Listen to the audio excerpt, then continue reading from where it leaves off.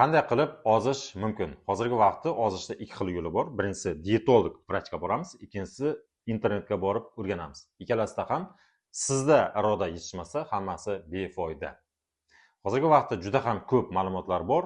Keto dieta, intervalniy голодание, har xil dorilar, yo'llari ko'p, lekin bittagina yo'li bor. U ham bo'lsa defitsit kaloriy, ya'ni kaloriya kamomadi. Men lug'atda qaradim. Defitsit degani tarjimasi kamomat. Endi sal uzunroq eshitilyapti, shuning uchun defitsit kaloriya desam, menimcha sizlar tushunasizlar. Defitsit kaloriya bu nima degani? Bu ovqat bilan qabul qilayotgan kaloriyangiz harakat qilayotgan energiyangizdan kamroq bo'lishi kerak. Tushuntira oldimmi? Masalan, siz kun davomida ovqatlandingiz, ma'lum bir kaloriya va kun davomida siz harakat qildingiz, sport bilan shug'ullandingiz, bu chiqayotgan energiya. O'sha qabul qilayotgan kaloriya chiqarayotgan energiyangizdan kam bo'lishi kerak. Ana shu defitsit kaloriya deyiladi. Hamma dietalarning asosiy maqsadi, ma'nosi ham shu. O'rtoqlar, birinchi kelishib olaylik. Ozish sizga kerakmi, yo'qmi? Mumkin sizga kerak emasdir. Mumkin sizni tashqi ko'rinishingiz sizni qanoatlantirishi mumkin. Lekin salomatlik jihatdan ozish, ya'ni aniqroq ortiqcha vazn bu xavfli. Agar sizni tashqi ko'rinishingiz sizga ruhiy tarafdan qoniqish bersa, ozmasligingiz ham mumkin. Bu sizni shaxsiy qaroringiz. Agarda ozishni maqsad qilib qo'ysangiz, boya qaytarib aytdim, har xil dieta turlari bor. Eng yaxshi dieta bu defitsit kaloriya. Defitsit kaloriyaga erishish uchun esa qabul qilayotgan ovqatingizni hajmi, jismoniy zo'riqish, jismoniy harakat va ruhiy sog'liq kerak. Kaloriyani o'lchashda har xil yo'li bor. Lekin men buni tavsiya qilmasdim, buni qilmaysiz, qila olmaysiz. Bunga vaqtingiz ham yo'q, xohishingiz ham oradan vaqt o'tgandan keyin yo'qolib ketadi.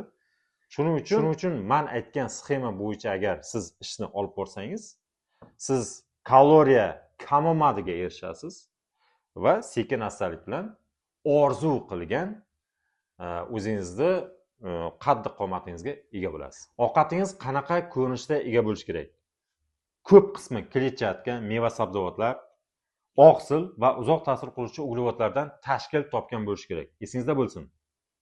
Qo'shimcha shakar, shirinliklar, tez uglevodlar, qo'shimcha yog'lar, sos, ketchup, mayonez bular ozishingiz uchun xalaqit qiladi. Kamaytiring o'sha mahsulotlarni. Xo'p, endi jismoniy aktivlik, jismoniy zo'riqish bu qanday namoyon bo'ladi? O'rtoqlar, men ko'p bor aytganman, farqi yo'q qanaqa jismoniy zo'riqish bilan shug'ullansangiz. Xohlang yuring, xohlang velosipedda haydang, xohlang zallarga boring. Nima qilsangiz qiling, zinadan chiqib tushing. Lekin qanaqadir jismoniy harakat bo'lishi kerak. Eng yaxshisi ko'p aytiladi, mana 10 ming qadam. Farqi yo'q, 10 ming qadam yuring, 11 ming.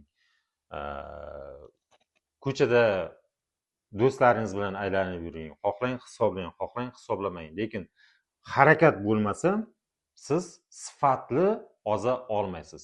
Masalan, och qolib, o'zingizni qiynab ozishingiz mumkin, lekin bu organizmingizga salbiy ta'sir qiladi.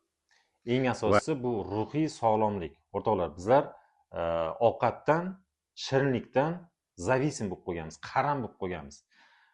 O'rganib qolganmiz.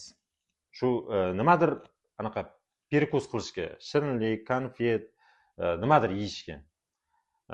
Agar shuni o'rniga foydali, o'zingizga yoqqan, bironta chalg'itadigan mashg'ulotlar bilan shug'ullansangiz, boshda to'g'ri bu siz o'rganib qolgansiz, qiyinroq bo'ladi. Xayolingiz o'sha nimaga boraveradi. Qani shu bitta konfet olsam, qani bir nima yesam, qani bir hot dog yesam, gamburger yesam, qani bir kola, fanta ichsam. Lekin bir kun nima qilasiz, chalg'iysiz, ikkinchi kun chalg'iysiz. Mumkin qanaqadir bir mashg'ulotlar yoki do'stlaringiz bilan masalan narda o'ynaysiz yoki shaxmat o'ynaysiz yo aylanib yurasiz. Nimadir chalg'itadigan mashg'ulotlar o'ylab topsangiz, Oradan vaqt o'tib shunga o'rganib qolasiz. Qarabsizki, siz bunaqangi nimalardir nima deydi, perkuslardan, konfet, shirinlik, ovqat, gazirovkalar, shundan xolis bo'lasiz.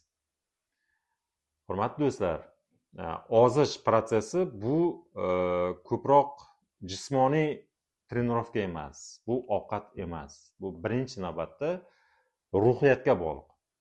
Siz o'zingizga savol bering. Sizga kerakmi shu ozish?